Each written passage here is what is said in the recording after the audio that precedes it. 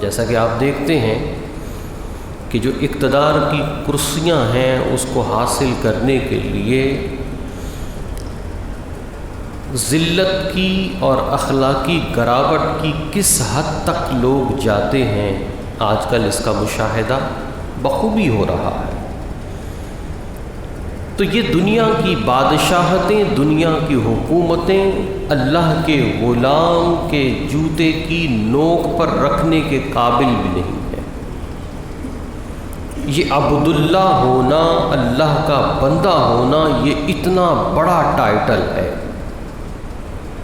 اتنا بڑا اعزاز ہے کہ انسان اللہ کی غلامی میں چلا جائے۔ اب غلام ہوتا کیا ہے؟ غلام کیسے ہوتا ہے؟ کس طرح کا غلام ہوتا ہے؟ غلام کہتے کسے ہیں؟ امام غزالی رحمۃ اللہ علیہ فرماتے ہیں ایک شخص نے ایک غلام خریدا، غلام خرید کر اسے گھر لے آیا۔ اب وہ جو آقا تھا وہ کہنے لگا کہ تمہارا نام کیا ہے؟ غلام کہنے لگا کہ غلام کا کیا نام، بس جس نام سے آقا پکارے غلام کا وہی نام ہے۔ وہ آقا یہ جواب سن کے بڑا حیرت زدہ ہوا کہ غلام تو بہت دانا ہے۔ تو پھر اس نے کہا کہ غلام تم پہنو گے کیا؟ تو وہ غلام کہنے لگا کہ غلام کی پسند ناپسند کا کیا، جو آقا پہنا دے غلام پہن لے گا۔ اس نے کہا تم کھاؤ پیو گے کیا؟ اس نے کہا جو غلام کو دے دیا جائے گا آقا کے ہاتھ سے غلام وہ کھا لے گا۔ غلام کو جو سونے کی جگہ دے دی جائے گی غلام اس جگہ پر سو جائے گا۔ یعنی اس غلام نے غلامی کا نصاب بتا دیا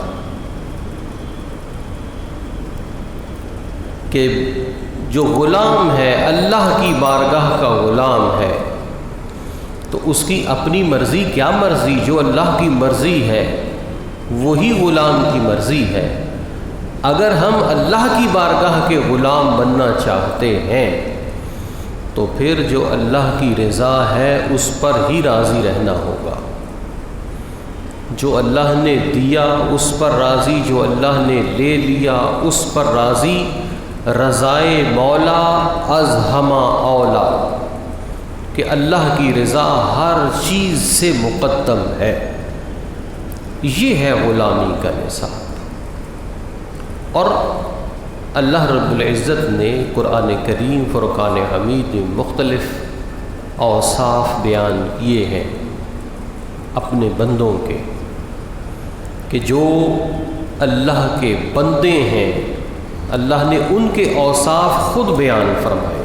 اب ہمیں اللہ کی غلامی کا اعزاز چاہیے کہ یہ اللہ کی غلامی ایسی ہے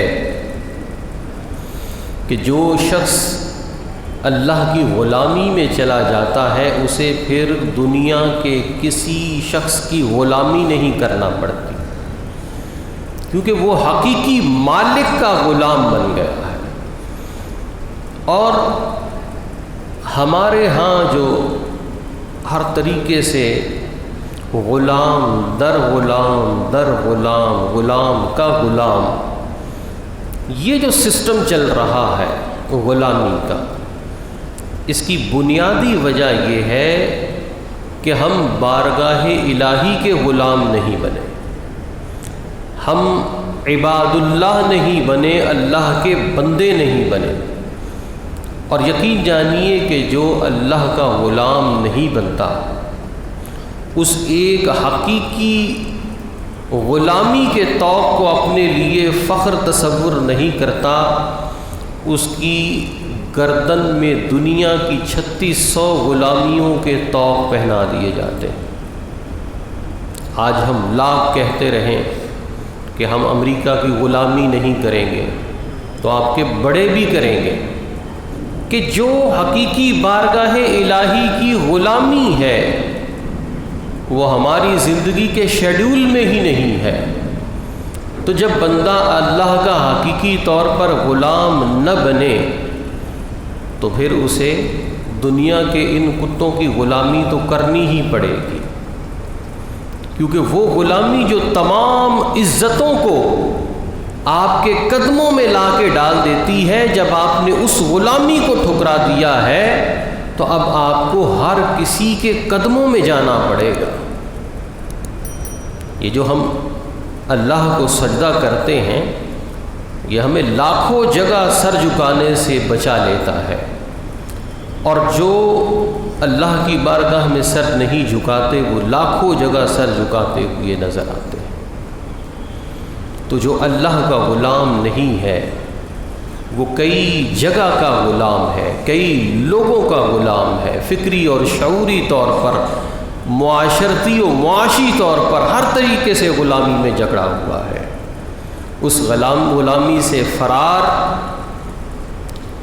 اسی طور پر ممکن ہے کہ ہم اللہ کی غلامی میں آ جائیں۔